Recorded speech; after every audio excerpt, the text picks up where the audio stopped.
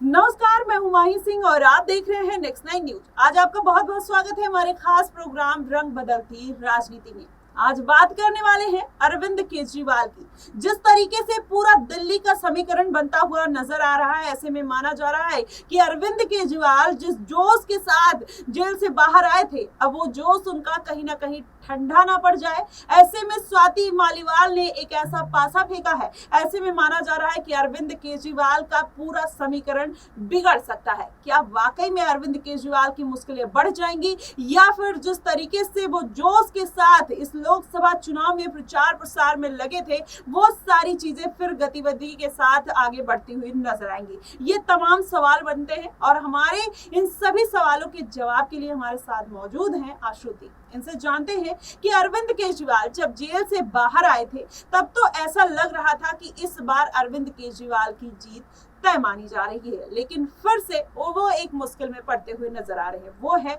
स्वाति मालीवाल का केस। आपको क्या लगता है आश्रुति, जिस तरीके से पूरा मामला निकल कर सामने आया है, अरविंद केजरीवाल को कितना नुकसान हो सकता है? देखिए, बिल्कुल जिस तरह से स्वाति मालीवाल ने कहीं ना कहीं अरविंद केजरीवाल पर और आम आदमी पार्टी पर कहीं ना कहीं आप देखे जो ये आरोप लगाया है, स्वाति मालीवाल का सीधे तौर पर ये कहना है कि अरविंद केजरीवाल के घर में मेरे साथ बदसलूकी की गई है। आप देखिए कि कहीं ना कहीं किसी महिला का इस तरह का आरोप लगाना, कहीं से कहीं तक भी आरोप जो है, मुझे नहीं लगता कि कोई ऐसा आरोप है, कोई आम आरोप है जिसके लिए आगे कार्यवाही नहीं होगी। और जिस तरह से अरविंद केजरीवाल का देखिए अभी जेल से वो बाहर आए हैं, तो मुझे ऐसा लगता है कि आने वाले समय में अरविंद केजरीवाल के लिए इस खासतौर पे इस आरोप के बाद तो मुश्किलें बेहद बढ़ जाएंगी। क्योंकि देखिए, आप थोड़ा सा समीकरण अगर समझे, थोड़ा सा राजनीतिक तौर पर देखें, तो स्वाति मालीवाल मुझे ऐसा लगता है कहीं ना कहीं अरविंद केजरीवाल की छवि धूमिल करने की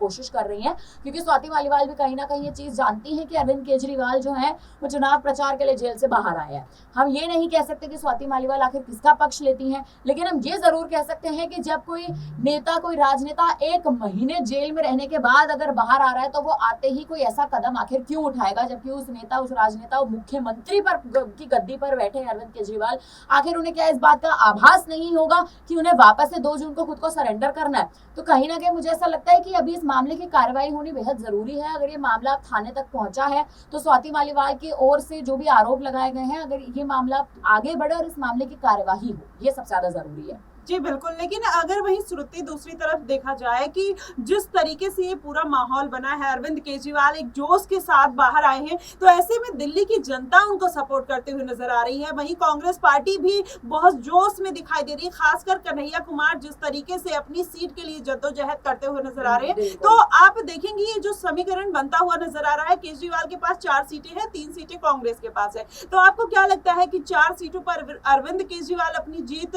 दर्ज कर पाएंगे, या फिर 3 सीटों में कांग्रेस को कितनी सीटें मिल सकती है? देखिए, मुझे जहां तक इस बात का लगता है, इस बात का आभास है कहीं ना कहीं अब कि जिस तरह से अरविंद केजरीवाल अब जो जेल से बाहर आए हैं, आप देखिए कि कहीं ना कहीं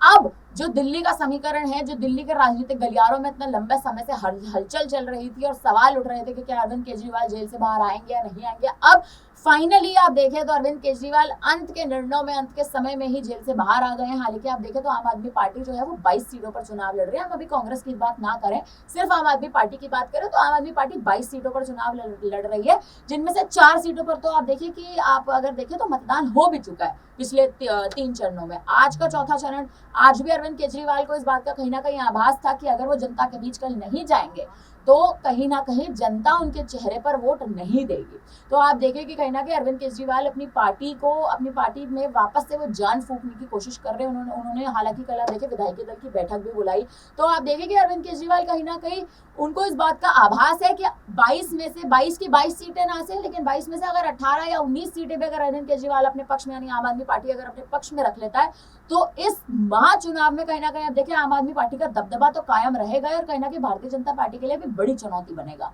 जी बिल्कुल, लेकिन दिल्ली में जिस तरीके से 7 लोकसभा सीटें हैं और ऐसे में मायावती ने भी उसमें अपने उम्मीदवार उतार दिए हैं उन 7 लोकसभा सीटों पर, तो अब ऐसे में क्या मायावती, आपको लगता है श्रुति कि वो उनका गेम बिगाड़ सकती है? क्योंकि आप देखेंगे दिल्ली में 20 से 22%, चाहे आप दलित वोटर्स की बात कर लीजिए, मुस्लिम वोटर्स की बात कर लीजिए, तो आपको नहीं लगता है कि कहीं ना कहीं वो भारतीय जनता पार्टी का भी वोट काटते हुए नजर आएंगी मायावती, और फिर अरविंद केजरीवाल का भी खेल बिगाड़ सकती है? तो अरविंद केजरीवाल क्या उनको को अपने खेमे में लाने के लिए या फिर उनसे बात करने के लिए तैयार हो सकते हैं आने वाले दिनों में? देखिए, मुझे नहीं लगता कहीं से कहीं तक भी कि अरविंद केजरीवाल पहली बात तो मायावती की ओर जाएंगे, क्योंकि आप देखिए कि आम आदमी पार्टी का जो जोश है इस वक्त दिल्ली में, और सबसे बड़ी बात है आम आदमी पार्टी के मुखिया अरविंद केजरीवाल के वापस आने के बाद जनता का जो जोश है वो कहीं ना कहीं आप देखें तो मायावती की ओर तो शुरुआत से ही नहीं है। मायावती ने इस बार राजनीतिक चाल चलने की कोशिश करी है, ये जनता को भी समझना चाहिए। हम किसी पार्टी के विरोध में नहीं बोल रहे हैं, हम एक साफ स्पष्टीकरण के तहत आपको ये बात बोल रहे हैं कि मायावती ने एक चुनावी चाल चलने की कोशिश करी है,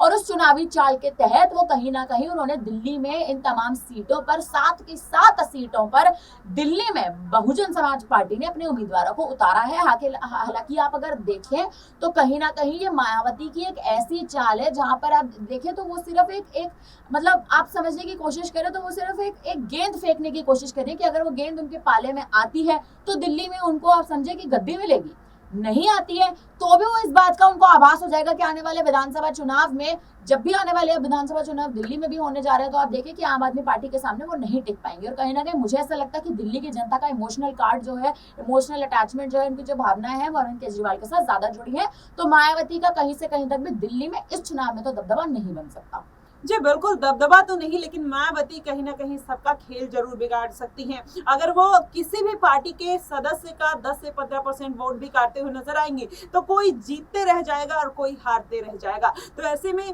भले मायावती सीट ना जीत पाए लेकिन समीकरण जरूर बिगाड़ सकती है। लेकिन अगर वही बात कर लिया जाए अरविंद केजरीवाल की, जिस तरीके से जोश और जज्बे के साथ बाहर आए हैं, लेकिन अभी मनीष सिसोदिया को लेकर कोई ऐसी खबर नहीं आ रही है कि अरविंद केजरीवाल को फिर से राहत मिल पाए। वो जो एक जोड़ी थी कहीं ना कहीं संजय सिंह, मनीष सिसोदिया और अरविंद केजरीवाल की, वो फिर से कंप्लीट हो पाए। तो आपको क्या लगता है श्रुति की आने वाले दिनों में जिस तरीके से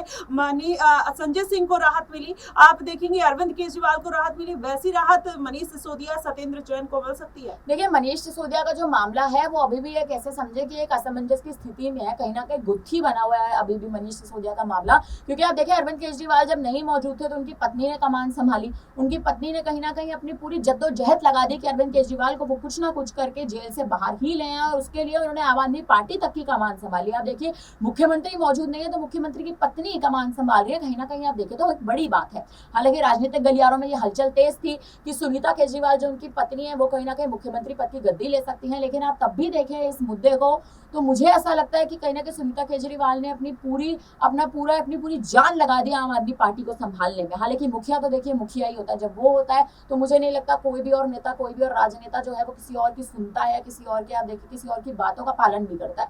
जहां तक बात रही मनीष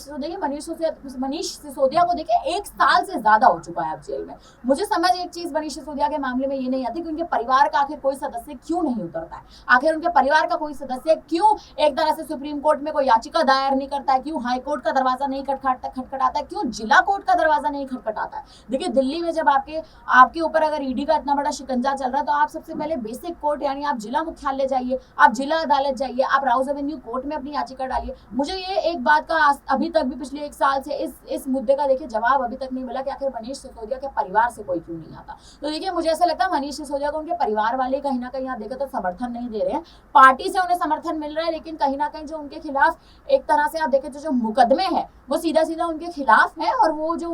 वो अंदर बैठे एक चाल चलने की कोशिश कर रहे हैं राजनीति में वापस आने की, वो कहीं ना कहीं बहुत मुश्किलों का सामना अभी उन्हें और करना पड़ेगा। उनकी राह बाकी नेताओं और राजनेताओं की तरह आसान तो नहीं होने वाली है। जी बिल्कुल, जिस तरीके से संजय सिंह के केस में ऐसा कुछ नहीं मिला, लेकिन मनीष सिसोदिया के जो लिंकअप हैं वो कहीं ना कहीं डायरेक्टली मिलते हुए नजर आते हैं, इसलिए मनीष सिसोदिया शायद अपनी बेल के लिए जद्दोजहद करते हुए नजर आए। वहीं अरविंद केजरीवाल का डायरेक्ट इन्वॉल्वमेंट नहीं होने की वजह से उनको सुप्रीम कोर्ट ने राहत तो जरूर दे दी है। लेकिन अब ऐसे में क्या अरविंद केजरीवाल इस बार जिस तरीके से वोट मांगते हुए नजर आ रहे हैं कि जेल का जवाब जो है वो वोट से मिलेगा, क्या वाकई में उनको सिंपैथी वोट मिलेगा, या फिर उनके साथ गलत हुआ उस तरीके से वो वोट मांगते हुए नजर आएंगे, या भारतीय जनता पार्टी फिर से जिस तरीके से वो 400 पार का नारा लगा रही है दिल्ली में भी वो अपनी सीट और अपनी सत्ता पर काबिज होने के